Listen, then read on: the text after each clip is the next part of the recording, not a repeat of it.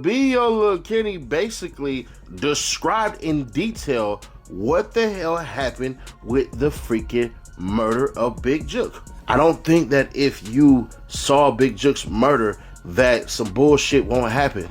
The man was too powerful. Everybody who talks about Yo Gotti, they never talk about how integral freaking Big Jook was. He was the ear to the music, the ear to the... Young Dolph's alleged main shooter was picked up just the other day and is now reportedly being tied to the murder of Yo Gotti's brother, Big Jook. And behind all the shine and flexing in the Memphis rap scene, Lil Kenny was allegedly running reckless in the streets, stacking bodies and self-snitching in his own music, which may have ultimately sealed his fate. What really brought him down is way darker than most people realize. And yeah, we're about to break all of it down. Yo, what's good, fam? Today we diving headfirst into some real street drama that's had the hip-hop world buzzing and Memphis on edge. But before we go all the way there, let me keep it a buck with y'all. Social media's been on fire saying Lil Kenny got dragged out the bushes by what folks swear was the DEA. But hold up, we about to separate facts from fiction, real from fake. And don't get it twisted thinking this was just some random traffic stop gone left. The street's been murmuring for months that Kenny had Big Jook's blood on him. And here's where it gets extra spicy. This dude been damn near admitting it through his own songs. So peep this. The viral clip shows Kenny getting pulled out them bushes like a straight-up groundhog on Groundhog Day. Look at that. You hear someone yelling for folks to back up, saying he about to get bit. Wild scene. Law enforcement literally dragging this man out his hiding spot while the camera's rolling. That boy pregnant. Oh shit, everybody come, they can't do nothing to us. Shit, we chillin'. They can't do nothing to them. Hell no. Now, anybody from the streets knows getting chased by the feds is never light work. But Kenny's situation hit different because for months there's been talk that he was the actual trigger man behind Big Jook's assassination. Dude was barely 5 feet 3 inches, maybe 120 soaking wet, but allegedly had no hesitation when it came to putting in work. Booking records show Kenneth Mason, that's Lil Kenny's real name, was hit with multiple charges, including evading arrest in a vehicle, evading arrest on foot, reckless driving, illegal window tint, and possession of a controlled substance. But don't get distracted by the small stuff because the story goes way deeper than traffic charges. The real wild part? Kenny was way too comfortable hiding in those bushes. He even jumped on Facebook later bragging, saying he was comfortable as hell and they had to drag him out, claiming he was ready to sit there till nightfall. That man really thought he could wait it out, but the law wasn't playing. And here's where it gets crazy. Kenny been telling on himself harder than a kid caught stealing cookies from the jar. 5 police sources have confirmed with Fox 13 that the person killed is Anthony Mims, also known as Big Jook. Now, Big Jook is the brother of rapper Yo Gotti. After Big Jook was killed outside that restaurant, right there with his own mother nearby, Kenny dropped a song that instantly had the streets buzzing. In front of his mama, they dropped his brother. We coming to get you like bounty hunters. Real talk. Those are some wild lyrics to be putting out there. And peep this, he didn't say they, he said we. That alone had people saying Kenny basically wrote himself into the crime scene through his own bars. What really shook folks was how specific he got. Big Jook was, in fact, killed after attending a funeral with his mother present. And Kenny was rapping like he was giving law enforcement a full play-by-play. In the hood, that's called self-snitching, and that's the quickest way to catch a case. Anybody who understands the culture knows, when you drop a diss right after someone gets murdered and start describing details only insiders would know, you might as well hand yourself in. Kenny was moving like he just hit the jackpot, yelling we, not they, making it crystal clear his crew was responsible. But here's the twist. Kenny later jumped on Facebook trying to clean it up, saying he never thought he'd have to address the rumors, calling the allegations BS, and claiming he wanted no clout for something he had nothing to do with. Too little, too late. By then, the damage was already done. Now let's rewind and talk about how this whole bloody situation even started. The beef between Yo Gotti and Young Dolph was never just rap. This was deep-rooted street politics going back more than a decade. It kicked off in 2010 after a Thanksgiving weekend shooting outside Level 2 nightclub. Yo Gotti and OG Boo Dirty, who had ties to Dolph's camp, got into it and 6 people ended up shot. This wasn't Twitter fingers.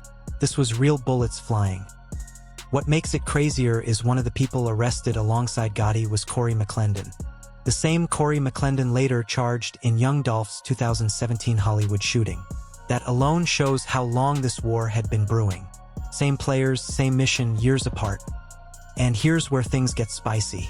Back in 2012, young Dolph was sitting right next to Gucci Mane when Gucci publicly announced his beef with Yo Gotti.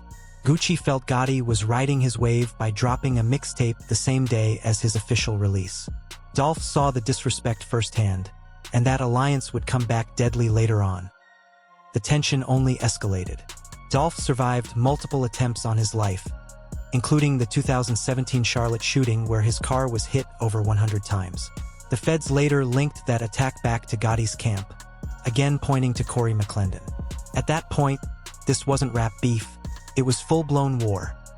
Now let's talk about young Dolph's murder and Big Jook's alleged role. Dolph's death in November 2021 wasn't seen as random in the streets. Word was Big Jook had allegedly put a serious bag on Dolph's head. And we're talking about Yo Gotti's brother, the real street muscle behind CMG, the one handling business while Gotti focused on music. This stopped being about rap and became about power, territory, and respect in Memphis. Big Jook wasn't just family, he was the enforcer. And when Dolph kept dissing and threatening the brand, Big Jook allegedly made a call that would later cost him everything. For those unfamiliar with street politics, here's the reality. When you put money on someone's head, you're also putting one on yours, especially if that person has loyal soldiers. Dolph had real ones, and they weren't letting that slide. The streets figured out Big Jook's involvement long before police did. In Memphis, information travels fast. Big Jook knew the risk, but pride and loyalty to his brother pushed him forward anyway.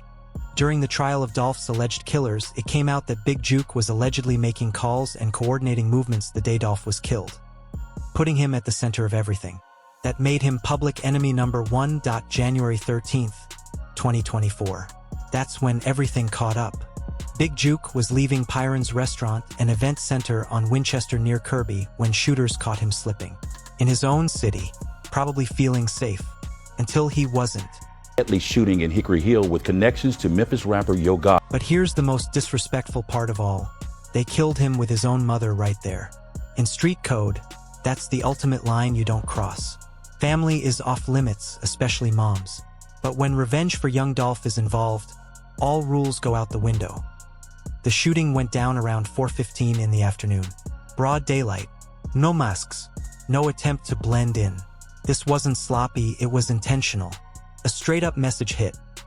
The shooters wanted it loud and clear that Big Jook's status, money, or protection couldn't shield him from the consequences tied to his past moves. 2 people were hit.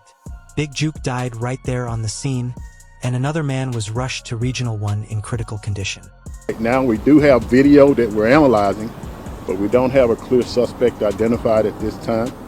But we know that a weapon was used, a firearm was used in this incident. We do feel like the individual that was shot was possibly targeted by the suspect. Memphis police later confirmed they had surveillance footage and believed Big Jook was specifically targeted. This wasn't a robbery gone wrong or a case of mistaken identity. This was planned, calculated, and executed with purpose, the kind of hit meant to be seen and talked about.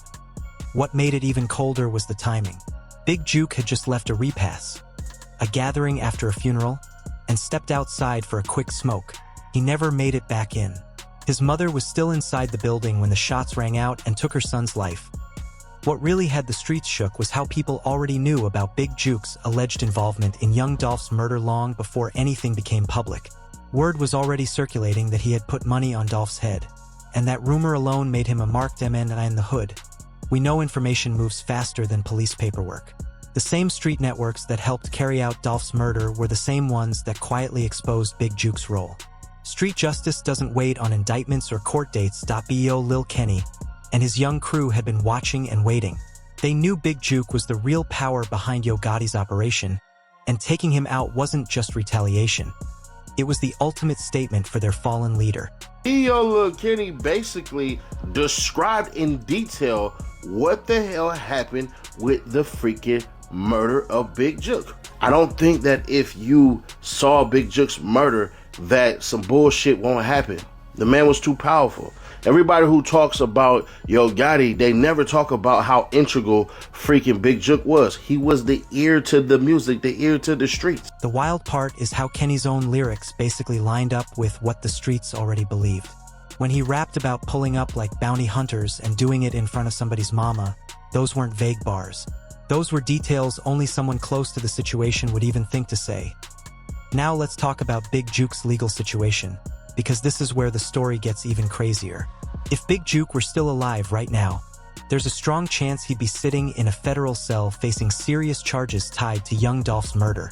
During the trial of the alleged shooters, it came out that Big Jook had already been questioned by police about his role.